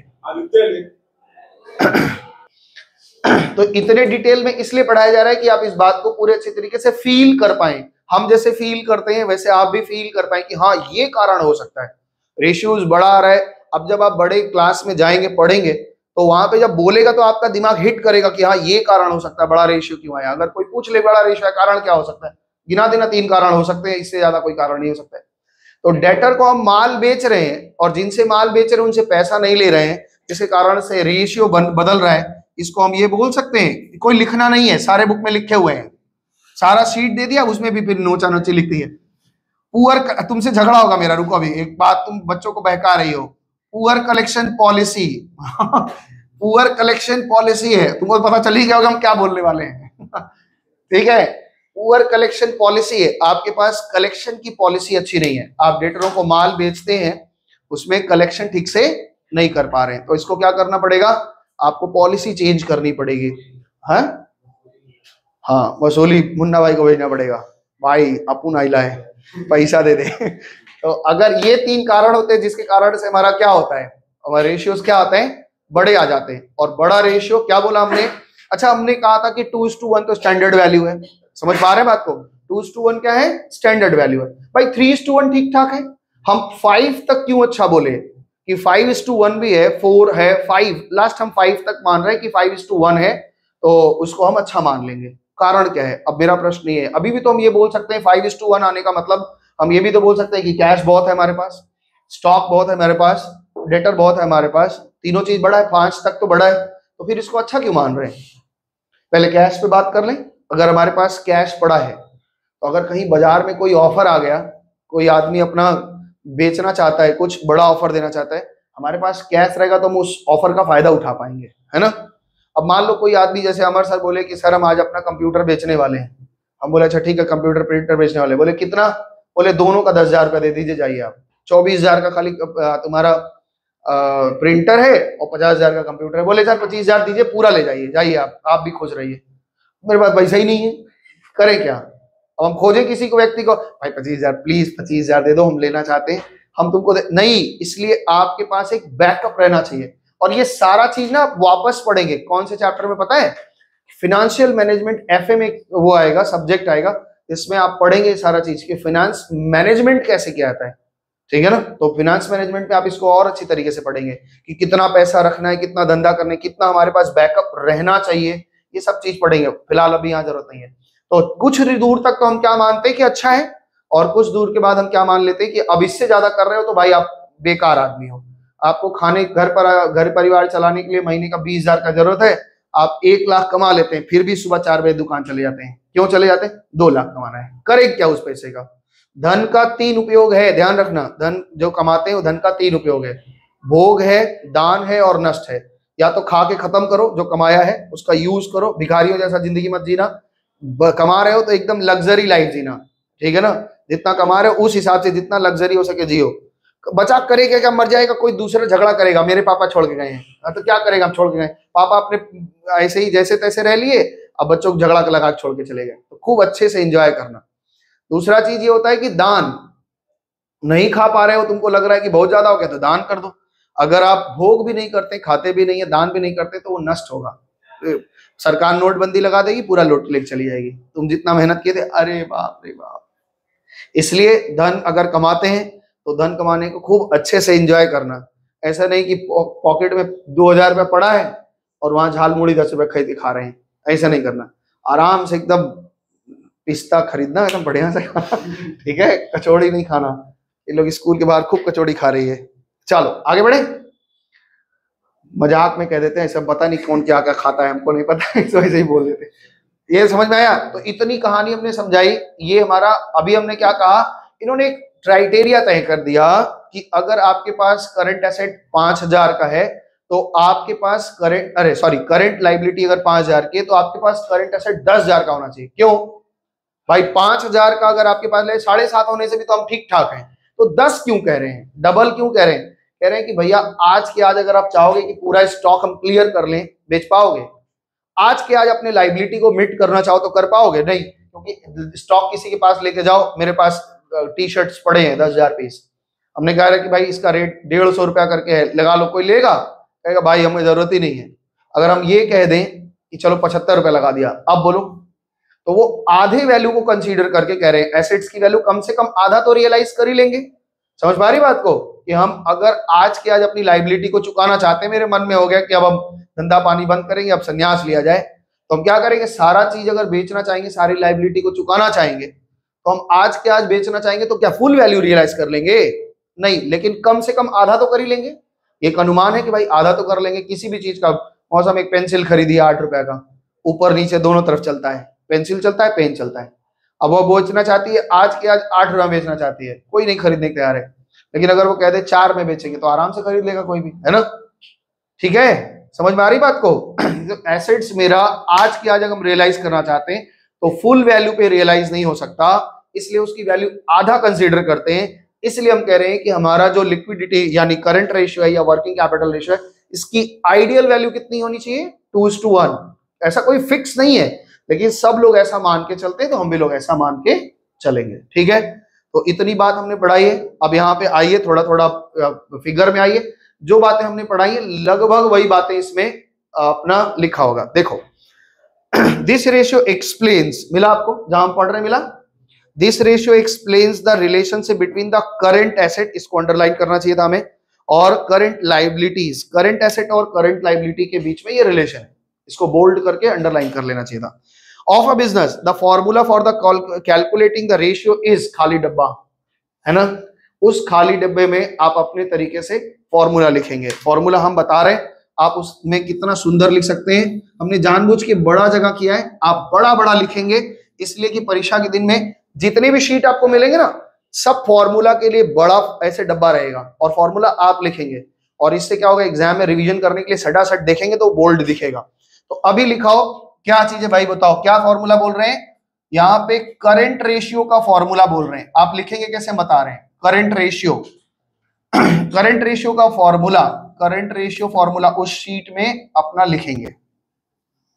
बहुत सिंपल है, क्या लिख रहे हैं? करंट एसेट्स, अभी तो आप पढ़ के आ ही गए पूरा, तो current assets divide by current liabilities, यही आपका फॉर्मूला है। इसको आप अपने तरीके से बक्से में कैसे लिखेंगे, लिख लीजिए, फटाक से लिखो, फटाक से, एकदम जितना जल्दी हो सके लिखो, इसको रोको। मेरा प्रश्न ये बनता है कि क्या हम रेशियोज पे, ध्यान से सुनना मेरी बात पे, रेशियोज पे पूरा भरोसा कर सकते हैं? क्या एक ही रेशियो पे हम पूरा भरोसा कर सकते हैं? मान लो किसी कंपनी का हमने एक रेशियो निकाला, उस रेशियो पे कितना भरोसा किया जा सकता है? एक रेशियो पे कभी कभी हम फुल भरोसा नहीं कर सकते। कारण क्या है? अब देखो, इसको हम थोड़ा समझाने की कोशिश कर रहे हैं, या समझो। मान लेते हैं कि मेरे पास में 3 लाख रुपए का करंट एसेट है, आप खाली समझने की कोशिश करो बढ़िया तरीके से, और मेरे पास में 2 लाख रुपए की करंट लाइबिलिटी है। ओके, 3 लाख का, आराम से समझना, हम जहां पकड़ाना चाह रहे हैं बस वही पकड़ना, इधर उधर दिमाग घुमाएगा ना फालतू। समझ में आया? तो मेरे पास रेशियो दिख रहा है 1.5:1, ठीक है, गलत तो नहीं है, 1.5:1 ही आएगा। 1.5 दूना 3, नहीं कितना आएगा, ठीक है, 2 से 1.5 में भाग देगी तो 1.5 ही ना आएगा। अब मान लेते हैं कि हम लोग ये रेशियो देख रहे हैं और लोन अप्लाई कर दिया, कह रहा है कि लोन आपका होगा नहीं। क्यों नहीं लोन होगा? क्योंकि आपका रेशियो 2 से कम है, तो नहीं करा। हमने कहा ठीक है, कोई दिक्कत नहीं है। हम क्या करते हैं, 50,000 की एक लाइबिलिटी पे कर देते हैं। 50,000 की लाइबिलिटी पे करेंगे तो एसेट कितने का बन जाएगा बच्चा मेरे पास? 2.5 लाख का, और लाइबिलिटी कितने की बन जाएगी? 1.5 लाख की। तो कोई बहुत बड़ा काम तो किया नहीं है, एक लाइबिलिटी पे कर दिया। रेशियो निकालो कितना आएगा, कैलकुलेटर चलाओ, बताओ भाई। 2.5/1.5 करो, कितना हो रहा है? कैलकुलेटर चलाओ, लिखो 25/15 करो, कितना हो रहा है? 25/15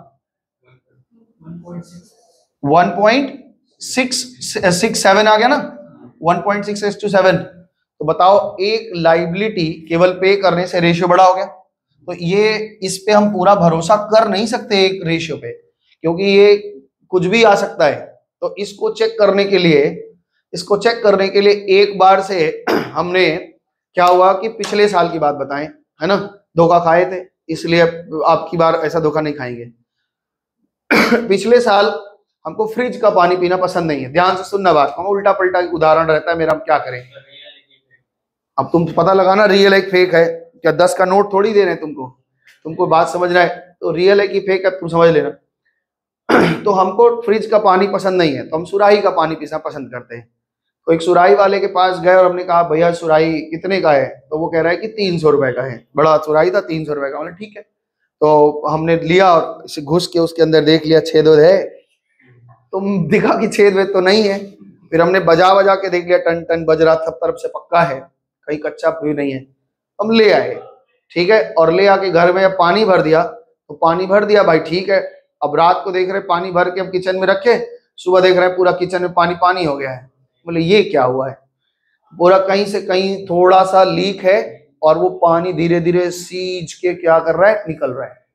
तो खराब हो गया मेरा। हम क्या कर दिए, एक भरोसा पे करके आ गए थे, करंट रेशियो पे भरोसा कर लिए थे, वर्किंग कैपिटल रेशियो ठीक है, हमने पैसा इन्वेस्ट कर दिया, डूब गया पैसा मेरा। इसलिए अब क्या करते हैं, एक रेश कभी भी कोई चीज लिक्विडिटी हमें निकालनी है, शॉर्ट टर्म सॉल्वेंसी में निकालनी है, हम एक रेशियो पे भरोसा नहीं करेंगे, हम एक और रेशियो निकालेंगे। तो जो दूसरा रेशियो निकालते हैं उसको बोलते हैं क्विक रेशियो। क्या बोलते हैं, लिक्विडिटी ही चेक करने के लिए, शॉर्ट टर्म में ही वो सॉल्वेंट है कि नहीं है, इस बात को चेक करने के लिए एक नया रेशियो निकाल रहे हैं जिसका नाम है quick ratio. Quick ratio, quick ratio को ये लोग और एक नाम से जानते हैं जिसका नाम है acid test ratio, acid test ratio, और शायद एक नाम से और बुलाते हैं, क्या नाम बुलाते हैं भाई, लिक्विड रेशियो। इसको ये एक और नाम से बन रहा है। आपको बी मिल गया है, बी ऑप्शन जहां दिखा रहे हैं लिक्विड रेशियो मिला है, दिखा दो, मौसम को दिखा दो। लिक्विड रेशियो, ये तीनों एक ही है, इनको पर्यायवाची शब्द है। पर्यायवाची समझते हैं, एक के बदले एक, पर्यायवाची, वाच, अच्छा हम हिंदी नहीं पढ़ाएंगे, बहुत हो जाएगा कठिन। वाच्य वाचक क्या होता है, वाच्य क्या होता है, वाचक क्या होता है, वाची शब्द क्या है, पर्यायवाची क्या है। तो खैर आप इंग्लिश वाले हैं तो सिनोनिम्स बोलते हैं शायद, है ना, क्या बोलते हैं, सिनोनिम्स बोलते हैं, तो ठीक है। ये पर्यायवाची शब्द है, क्विक है, एसिड टेस्ट है या लिक्विड है। पता है आप, अगर अभिषेक के पास अभी एक सोने का चैन था और इनको पैसे की जरूरत पड़ी तो ये सुनार के पास गए और सुनार से बोले कि भैया ये सोना का चैन लेके हमको पैसा दे दीजिए। तो सुनार इसको पहले देखा होगा हर तरह से कि सोना है, लेकिन उसको विश्वास नहीं हुआ तो क्या किया, एक पत्थर होता है, उस पत्थर पे उसको रगड़ा और रगड़ के उसके ऊपर में एसिड डाला। अगर वो कोई नहीं दिक्कत हुआ, रिएक्शन नहीं किया, वो एसिड होती है, उस एसिड को डाला तो वो पक्का हो गया कि ये सोना ही है। अगर उस एसिड पे डालने को वहां कोई रिएक्शन दिखता, इसका मतलब ये हो जाता कि वो सोना नहीं, कोई और मेटल है जिसके साथ वो रिएक्शन कर जा रहा है। वो नहीं लेते, हर सुनार के पास वो पत्थर होता है, तो सहेली के पास भी होगा, सहेली सुनार है ना, जानती कि नहीं, तो उन लोग के दुकान पे भी होगा, उससे पूछोगी तो बता देगी, हम लोग के दुकान पे भी था। तो उसको एसिड टेस्ट क्यों किया है, एकदम पक्का करने के लिए। हमको अपने मन से बोल रहे हैं, क्या लैंग्वेज से लिखा होगा हमको नहीं पता, किसी किताब में ऐसा भाषा लिखी नहीं है, हम तुमको समझाने के लिए कह रहे हैं कि आप याद रखेंगे। क्विक रेशियो और एसिड टेस्ट रेशियो या लिक्विड रेशियो, हम कहते हैं कि जो हमारे पास करंट एसेट है ना, उसमें कुछ एसेट्स ऐसे होते हैं जो वेरी नेक्स्ट अब कैश में चेंज हो जाएंगे, अब उनका बीच का कोई झगड़ा नहीं है, वो अगला टॉपिक क्या है उनका, सीधा का सीधा कैश हो जाना है। लेकिन कुछ एसेट्स ऐसे हैं जिनको कैश में रियलाइज होने में बहुत टाइम लगेगा, तो हम क्या करते हैं, उन एसेट्स को अलग कर देते हैं। हम कहते हैं क्विक एसेट्स के साथ करंट लायबिलिटी निकालो, जो पैसा हमको मिल जाएगा, रियलाइज हो जाएगा, करंट लायबिलिटी को चुकाने के लिए ऐसे हमारे पास कितने एसेट्स हैं, समझ पा रहे बात को। तो क्विक एसेट में क्या क्या आता है, जितने करंट एसेट आप पढ़े हैं उनको आप ध्यान रखेंगे, केवल उसमें से स्टॉक हटा दीजिए और प्रीपेड एक्सपेंसेस हटा दीजिए। कारण समझिए, ध्यान, कोई लिखेगा नहीं, सारा लिखा हुआ है, ध्यान से सुनो। स्टॉक हटा दीजिए और प्रीपेड एक्सपेंसेस हटा दीजिए। क्यों, क्योंकि स्टॉक क्विक एसेट नहीं है। क्यों नहीं है स्टॉक, क्योंकि अभी स्टॉक है आपके पास में, न जाने कब बिकेगा, बिकेगा बनेगा तो फिर डेटर बनेगा, डेटर बिल साइन कराएगा, बिल का डेट आएगा तब पेमेंट आएगा। तो ये मेरे जरूरत पे तो कैश में नहीं बदल सकता, मेरे जरूरत में ये कभी भी कैश में नहीं बदल सकता। और प्रीपेड पे तो आप अच्छी तरीके से पहचानते हैं, इलेक्ट्रिक का बिल हम प्रीपेड कर दिए, वो बाइक आएगा ही नहीं, वो पैसा आएगा क्या वापस, हमने इंश्योरेंस वाले को प्रीपेड कर रखा है, वो पैसा हमको मिलेगा क्या, उससे हम लायबिलिटी चुका पाएंगे क्या। तो इन दोनों चीजों को इन्होंने क्या कर दिया, हटा दिया। तो इन्होंने क्विक एसेट्स का क्या डेफिनेशन लिखा है, क्विक एसेट्स का मतलब है जो करंट एसेट है उसमें से आप स्टॉक सारा माइनस कर दो, और प्रीपेड सारा माइनस कर दो, that is quick asset. Liability तो हमें पूरा ही पे करना है, तो फॉर्मूला क्या बनेगा, इसका फॉर्मूला बनेगा quick assets divide by current liability. वहां बक्सा खाली है, उसमें आप लिखिए फटाक से रोको इसको जरा सा, वहां पे भी लिख लो भाई। क्विक एसेट्स का मतलब आप लिखिए, क्विक एसेट्स का मतलब हो गया करंट एसेट, उसी बक्से में ही लिखो quick assets is equal to current asset minus क्या बोले, स्टॉक माइनस करना है, और क्या माइनस करना है, प्रीपेड। कोई भी प्रीपेड एक्सपेंसेस रहेगा वो माइनस कर दोगे, ठीक है। बस दो चीजें ध्यान रखना, बस दो चीजें, ज्यादा नहीं, ठीक है। और लाइबिलिटी कितनी होगी, लाइबिलिटी तो करंट लाइबिलिटी होगी, तो करंट लाइबिलिटी आपको पता ही है, खाली ये बात ध्यान रखना है कि क्विक एसेट क्या होता है, ठीक है। आदित्य, पीछे वाले आदित्य, ठीक है, समझ में आ रहा है।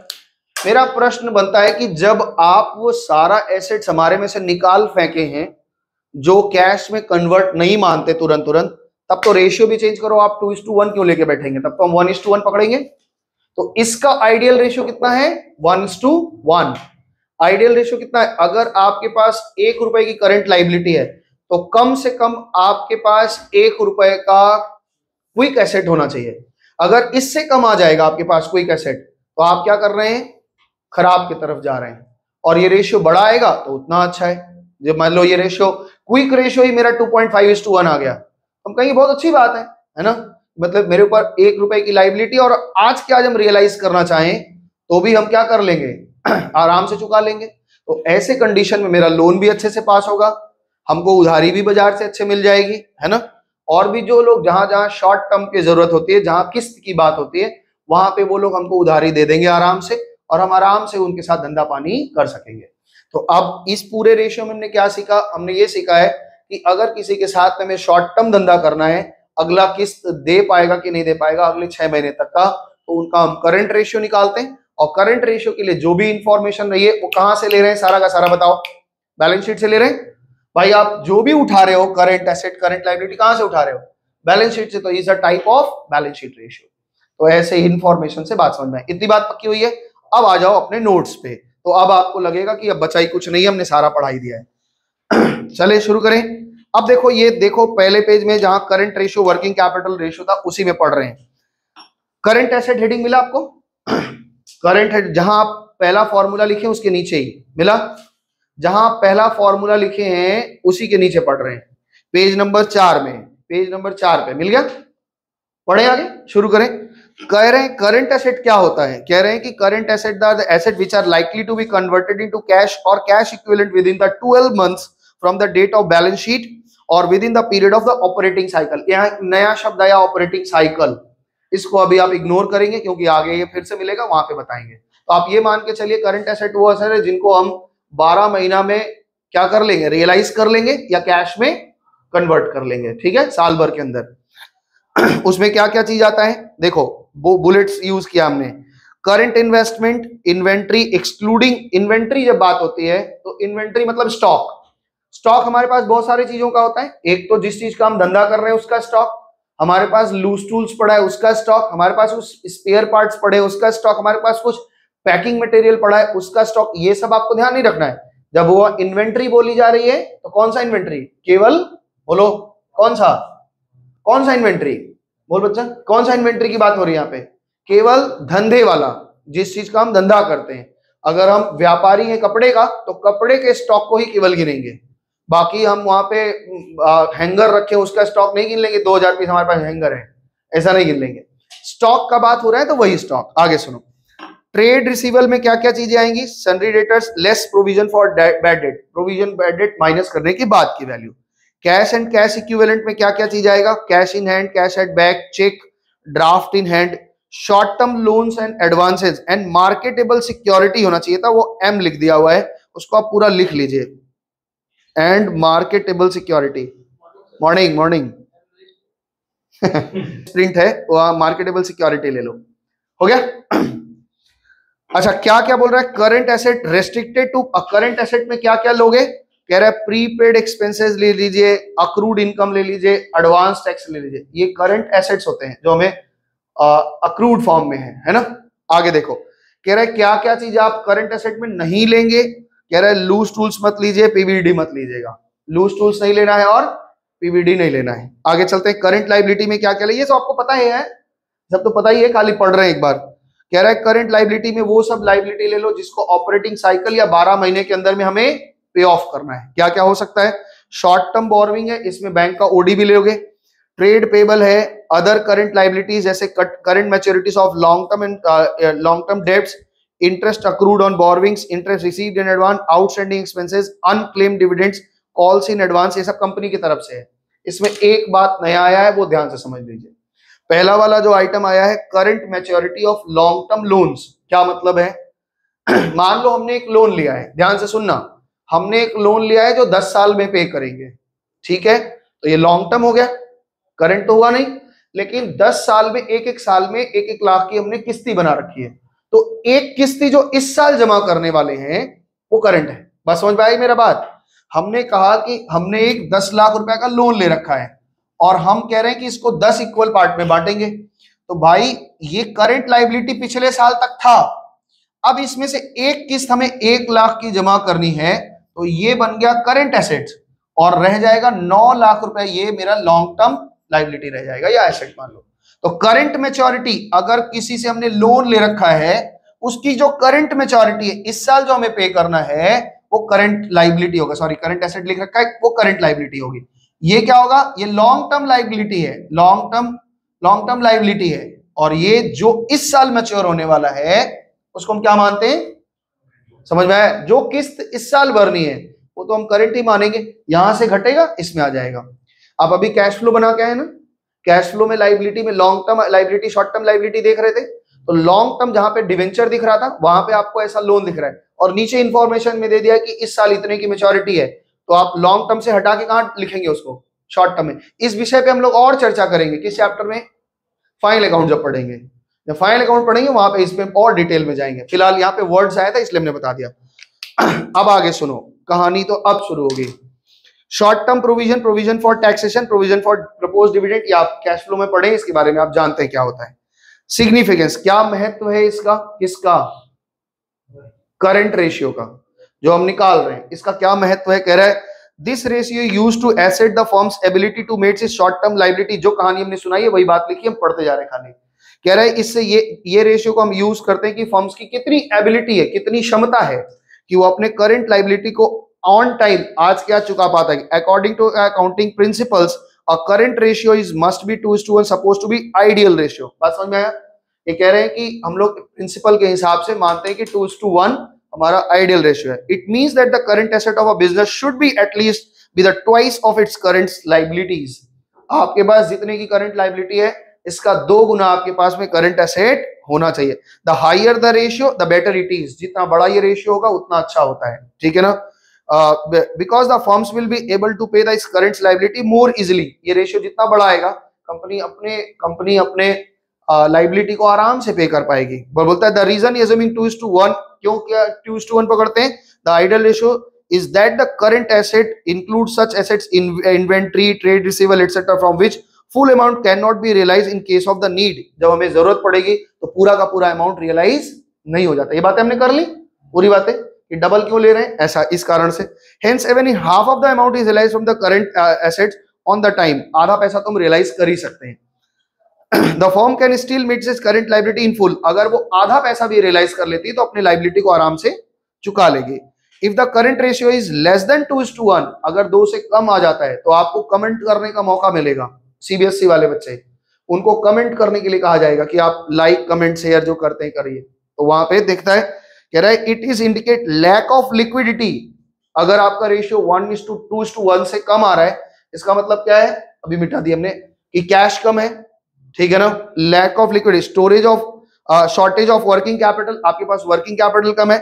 But a much higher ratio, अगर ज्यादा रेशियो आता है, even though it is beneficial to the short term creditors, अगर मेरा रेशियो 12:1 है बड़ा, तो क्रेडिटर लोग तो बहुत खुश है, हाँ भाई अच्छा आदमी है दे देगा पैसे, लेकिन फर्म के नजर से वो क्या है, खराब है। तो कह रहा है कि शॉर्ट टर्म क्रेडिटर को it is not necessary good for the company, लेकिन कंपनी के लिए अच्छी बात नहीं है। A much higher ratio 2:2 may be indicate, क्या इंडिकेट कर रहा है, पुअर इन्वेस्टमेंट पॉलिसीज, आपके पास इन्वेस्टमेंट की पॉलिसी नहीं, पैसा रद्दी पड़ा हुआ है आपके पास में। Policies of the management, a much higher ratio may consider the adverse, ये बोला ना आपको, एडवर्स और फेवर दो वर्ड यूज करते हैं। Adverse from the point of the management of the absolute the following reasons, क्या क्या रीजन हो सकते हैं, आइए देखते हैं। पीछे 3 रीजन आपको पढ़ाई दिया था, 3 रीजन यहाँ पे बता रहे हैं, फटाफट पढ़ रहे हैं क्योंकि हम ये इस पे बकवास कर लिया, 1 घंटे से यही चल रहा है। A much higher ratio indicates the inventory might be piling up, piling up का मतलब जाम हो गया है, बताया ना, सेल नहीं हो रहा है, दैट इज पुअर सेल्स, आपके कारण, जिसके कारण से आपका हायर रेशियो आ रहा है। दूसरी बात, large amount is locked up in the receivable due to the inefficient collection policy, आपकी कलेक्शन पॉलिसी बहुत रद्दी है, आप पैसा मांगने नहीं जाते, अपना पैसा मांगने में शर्माते हैं, जिसके कारण से डेटर लोग अरे भाई दे देंगे, ऐसा कर रहे हैं, रुका हुआ है, रेशियो तो बड़ा आ रहा है, लेकिन कंपनी की हालत खराब होती जाएगी। द कैश और bank balance might be lying idle, देखो इडली वहां पे लिख दिया, हम बोल रहे थे ना आईडी तो आइडल पड़ा हुआ है, आइडल का मतलब होता है कैसे बोल सकते हैं, बेकार, ऐसे पड़ा है। तो because of the no proper investment opportunities available, आपके पास कोई प्रॉपर अपॉर्चुनिटी नहीं है, अवसर नहीं है, आपके पास में कोई मौका नहीं मिल रहा है, हाँ, तभी आप नहीं कर पा रहे हैं। द बिगेस्ट ड्रॉबैक, अब यहाँ पे देखो जो हम बात बताए, the biggest drawback of the current ratio is that the susceptible to window dressing, क्या कहता है, this ratio can be improved by equal decrease in both current asset and current liability, अगर आप करंट एसेट और current liability को both में same value से minus कर देंगे ना, रेशियो बढ़ जाएगा। अभी दिखाया ना, 3 लाख और 2 लाख था, रेशियो 1.5 था, हमने 50,000 की एक लायबिलिटी पे कर दी तो क्या हो गया था, रेशियो क्या हो गया था, 1.67 हो गया, बढ़ गया था। एक ही अमाउंट ऊपर से घटाया और नीचे से घटाया तो रेशियो बड़ा हो गया, समझ में आ गया बात। अच्छा, फॉर एग्जाम्पल यहाँ पे दे रहे हैं, if the current asset of a company is 2,25,000 and the current liability is 1,25,000, its current ratio in case of the will be 1.8:1, लेकिन एक 25,000 की एक लायबिलिटी पे कर देने से ये रेशियो 2:1 हो जाती है, हो गया। तो इसलिए हम एक रेशियो पे कभी भी भरोसा नहीं कर सकते। It is therefore dangerous to use the ratio alone in the index of the measuring the short term financial position of a concern, इसी कंसर्न का अगर हम एक पे भरोसा करके कर देंगे तो क्या हो जाएगा कि वो काम नहीं बनेगा, ठीक है। तो भाई साहब कुछ गड़बड़ा है क्या मेरा, अच्छा नीचे लिखा है, following point should be carefully consider while calculating the current ratio, आप जब करंट रेशियो निकालेंगे तो उनमें ये बातें विशेष रूप से याद करेंगे। क्या भाई बताओ क्या क्या याद करना है, only those assets which are expected to realise within the year should be included in the current asset, ठीक है, समझ गया। आगे देखो, only those liability which are expected to be paid within a year, जिनको 1 साल के अंदर में हमें पे कर देना है, उन्हीं लायबिलिटी को, इस पे तो हमने बहुत चर्चा कर ली, अलग से पढ़ के हम बकवास नहीं करना है, should be included in the current asset. Those long term loans and debentures, जो लॉन्ग टर्म लोन है या डिवेंचर है विच will be due for the payment with in a year, यही करंट मैच्योरिटी की बात कर रहे हैं, उसको आप जोड़ लेंगे। और तीसरी बात कर रहे हैं, the term investment is use for non current investment, अगर बैलेंस शीट में आपको कहीं इन्वेस्टमेंट दिख रहा है या डेटा में इन्वेस्टमेंट दिख रहा है, आप उसको शॉर्ट टर्म नहीं समझेंगे, जब तक वो शॉर्ट टर्म नहीं बोलेगा तब तक आप शॉर्ट टर्म नहीं समझेंगे। Non current, the trade investment are also terms as the non current investment, but current investment, short term investment and marketable security should be included in the current asset, समझ में आ गया। Short term investment, current investment या marketable security लिखा है तो इसको आप करंट एसेट में जोड़ लीजिएगा। Loose tools, patents, goodwill, trademark, computer software are not included in the current asset, इसको करंट एसेट में नहीं जोड़ना क्योंकि हम धंधा की बात कर रहे हैं, धंधे वाले व्यक्ति हैं। बैंक ओवरड्राफ्ट को करंट लायबिलिटी मानना है, इसको जोड़ना है। क्यों ये बार बार लिखा मालूम है, अभी आप पढ़ के आए हैं कैश फ्लो, और कैश फ्लो में उसको फाइनेंसिंग एक्टिविटी पढ़ लिए थे आप, याद है, तो क्या कहीं करंट एसेट है कि नहीं है, वहां कंफ्यूज मत होना, वो एक अलग चैप्टर था, वहां एक अलग कॉन्सेप्ट चल रहा था, कैश फ्लो AS3 चल रहा था, यहाँ AS से कोई लेना देना नहीं है। Loans and loan mortgage, bank loan, long term borrowing, therefore these should not be included in the current liability, अगर कोई बड़ा लोन है, बड़े टाइम के लिए लिया है तो हमें इसको करने की जरूरत नहीं है। बात समझ में आया समझ में आया, आगे बढ़े कि रुके, बोल रहे क्या बकवास चल रहा है आज है ना, बोर लग रहा है। अब थोड़ा सा इस पे चर्चा ये हो गई हमारी कि इतने देर में हमने केवल एक बात सीखा है, क्या सीखा है कि अगर अपने दोस्त को कचौड़ी खिलाने के लिए बोलना है तो उसका पहले औकात देख लेना है कि वो खाएगा नहीं, बेचारा नहीं खा पाएगा, और वो भी हमसे कहेगा तो हम अपना करंट रेशियो बना के दिखा देंगे, देख भाई औकात अभी ढीला है, मत मांग, मुड़ी चनाचूर में काम चला, आलू चप ले ले रहे हैं, उसी में खाते हैं गंगा किनारे बैठ के, बस खत्म। तो करंट रेशियो हम इसलिए निकाल रहे हैं कि हम किसी के साथ धंधा पानी करने जा रहे हैं या हमसे कोई धंधा पानी करने आ रहा है तो हम ये चेक करेंगे ज्यादातर। या बैंक में अगर लोन वोन अप्लाई करने वाले हो तो अपना बैलेंस शीट वगैरह पहले ठीक कर लेना, रेशियो बड़ा कर लेना कि हाँ हम किस्त जमा कर सकते हैं, तब वो तुमको लोन दे देगा। आगे चलिए क्विक रेशियो के बारे में पढ़ते हैं, क्या बोल रहे हैं सुनो। कहता है quick ratio indicates whether the firms is a position to pay the current investment within the monthly और इमीडिएटली, आज के आज या एक महीने के अंदर या आज के आज अपना लाइबिलिटी पे कर सकते हैं कि नहीं, उसी को हम कहते हैं क्विक रेशियो। और इसी को हम लोग एसिड टेस्ट रेशियो बोलते हैं। एक और छन्नी लगा दिया, पहले एक छन्नी से छाना सीख गए कि हाँ ठीक है, एक और छन्नी से साफ किया, क्योंकि एक पे हम भरोसा नहीं कर सकते, वही वाला हाल हो जाएगा मेरा, सुराई फिर छेद है पता नहीं कहाँ, पूरे साल हमने पीछे नीचे मटका रखा, फिर कभी उसके ऊपर प्लेट रखा, फिर सुबह आके पोछा लगाया, पूरे साल ऐसे ही किया है। तो एक बार अगर आप फंस जाते हैं ना तो बहुत दुर्दशा फंस जाएगी। किसी ऐसे व्यक्ति को आपने पैसा दे दिया है जो आपको मतलब चेक नहीं किया, ठीक से फैक्ट चेक नहीं किया है, तो क्या हो जाएगा, वो फिर दोगे, देते समय तुम राजा रहोगे, मांगते समय तुम भिखारी रहोगे। बोले प्लीज भाई दे दे, स्कूल का फीस जमा करना है, प्लीज भाई दे दे, हाँ कचौड़ी खिला दिया गड़बड़ा जाएगा यहाँ पे। इसलिए जब भी करना है इन्वेस्टमेंट बहुत सोच विचार करना है। 11 में जिस दिन पहले दिन आप लोग आए थे उसी दिन हमने कहा था कि एक किताब पढ़िए बेबीलोन का सबसे अमीर आदमी, लेकिन कितने मजे की बात है उस 11 से 12 में आके न जाने कितना टी शर्ट, हुडी, हाँ बाल का क्लचर खरीदा होगा, लेकिन एक किताब नहीं खरीदा होगा। मौसम के लिए उसको क्यों देख रहा है, उसको जीत गई थी अपना, पढ़ी थी उसको कि नहीं पढ़ी नहीं मिला गिफ्ट में फिर भी नहीं पढ़ी, खैर जो भी है, एक बार टेस्ट में पाई थी। तो यहाँ पे क्या कर रहे हैं, क्विक एसेट में यहाँ पे क्या निकालेंगे हम लोग, देखते हैं कि क्विक एसेट क्या क्या होते हैं। तो यहाँ पे अब यहाँ पे नीचे पढ़ रहे हैं liquid asset means, liquid asset या क्विक एसेट आप जो भी कह रहे हैं, लिक्विड एसेट बोलो या क्विक एसेट एक ही मतलब है। Those asset which will be converted into cash and cash equivalent very shortly, मतलब नेक्स्ट उनका कैश ही हो जाएगा। समझ में आ रहा है। All current asset expect inventory are prepaid expenses, इनको अंडरलाइन कर लीजिए, इन्वेंट्री को और prepaid expenses are included in liquid assets, ठीक है, इसको आप अंडरलाइन कर लो, मौसम करो इन्वेंट्री और प्रीपेड एक्सपेंसेस को। Assets, inventory is excluded from liquid asset because, क्यों हटा दिया हमने, ये बता दिए थे हम लोग, लिक्विड एसेट से क्यों हटा दिया, लिक्विड एसेट की गिनती समय करते समय हमने स्टॉक को क्यों नहीं जोड़ा, क्योंकि अभी वो बिकेगा, फिर डेटर तैयार होगा, फिर वो बिल साइन कराएगा, फिर डेट आएगा, तो बहुत टाइम है। यहाँ पे बोल रहे हैं because it has to be sold before it can be converted into cash, यानी कैश में बदलने के पहले इसको हमें बेचना पड़ेगा, तो बेच ही नहीं पाएंगे। Prepaid expenses too are excluded from the list of excluding because no expected converted into cash, हमने इसको प्रीपेड दे दिया है, वो हमें पैसा देगा, अमिताभ बच्चन हमको पैसा देंगे नहीं देंगे, कहेंगे आप सेवा ले लीजिए ना, क्या दिक्कत है, तुम अभी मेरे पास पढ़ रहे हो और फरवरी तक का फीस आपको जमा करना है, ठीक है ना। मुको क्या नाम है इसका, तरुण, ये जमा कर दिया, अब कह रहे हैं सर अब हम आपसे पढ़ना नहीं चाहते, बस नवंबर तक पढ़ेंगे, उसके बाद हम सेल्फ स्टडी करेंगे घर में बैठ के यूट्यूब से। हमने कहा ठीक है, तो बोला पैसा वापस कर दीजिए, होबे ना, सेवा लेना होगा, आपको मेरी सेवा लेनी होगी। किसी के भी साथ ऐसा हो सकता है ना, तो फीस बुक में ही लिखा है, आप फीस बुक खोलेंगे उसमें लिखा है fees will not refunded under any circumstances, आपका मंथ का एडवांस फीस जमा होता है, आपको जमा कर दिया, अब लग रहा है कि पवन सर ठीक नहीं पढ़ा रहे हैं, तो ठीक है भाई जाइए, एक महीना का नुकसान खाइए। तो प्रीपेड एक्सपेंसेस जो होते हैं वो रियलाइज नहीं होते, वापस कैश नहीं आता है, उसकी हमें सेवा मिल जाती है, तो वो पैसे तो हमें उस पैसे का तो लाभ नहीं मिलेगा अपनी लायबिलिटी चुकाने के लिए, इसलिए उसको हटा दिया गया है। आई होप समझ में आया होगा।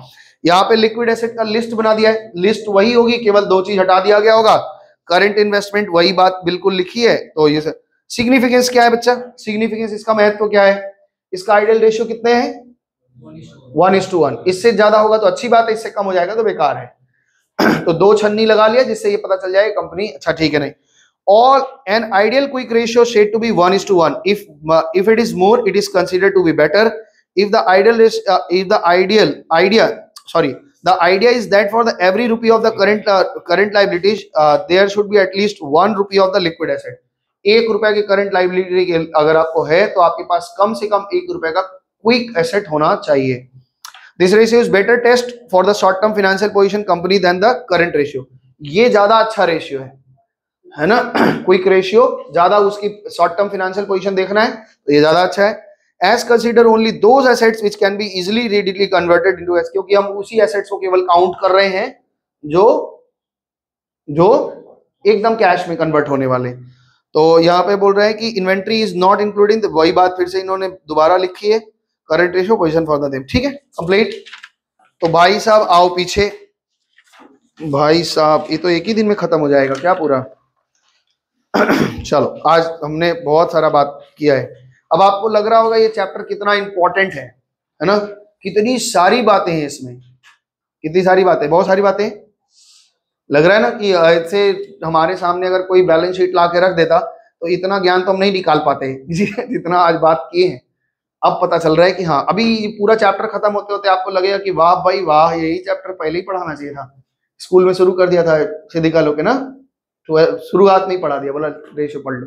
लेकिन शुरुआत में आप समझ ही नहीं पाएंगे ना, क्योंकि इतना डिटेल आपको पता ही नहीं है क्या क्या चीजें होती है नहीं होती। अब यहाँ पे डिफरेंस है, डिफरेंस आप आराम से पढ़ लेंगे, कोई दिक्कत नहीं आएगा इसमें, आराम से पढ़ लीजिएगा। पढ़ दें या समझ जाओगे? पढ़ लोगे, क्योंकि हमने बहुत डिटेल में अंदर पढ़ लिया तो डिफरेंस से समझ। प्रैक्टिकल क्वेश्चन, प्रैक्टिकल क्वेश्चन में आपको क्वेश्चन हम कुछ दे रहे हैं कुछ होमवर्क में, और वो आप बनाएंगे। अगले दिन से इसका प्रैक्टिकल शुरू होगा और अगले दिन ही खत्म हो जाएगा। अगले दिन शुरू होगा और अगले दिन ही खत्म हो जाएगा। उसके पहले आपको केवल 3-4 सवाल आपको होमवर्क में दे रहे हैं, कैसे करना है वो समझेंगे आप। और समय कितना हो गया है? बस 12 बजा देंगे हम। 10 मिनट में हम तुम्हारा काम करा के 12 बजा दे रहे हैं। सुनो ध्यान से। क्वेश्चन 1-2 क्वेश्चन हम आपको दे रहे हैं, उसको आप करेंगे।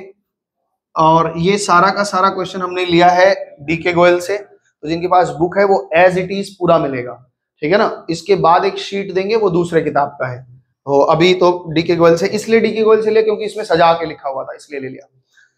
क्वेश्चन नंबर, बच्चे आप आइए क्वेश्चन नंबर 6 में।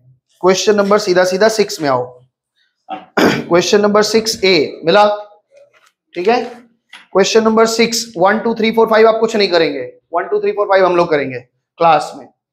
और क्वेश्चन नंबर 6A, 6B, 7, 8 और 9 ये आपका होमवर्क है। करना कैसे है वो हम बता रहे हैं आपको। देखो यहाँ पे लिखा है कि एक कंपनी का रेशियो 2:1 है। मिला सवाल आपको 6A।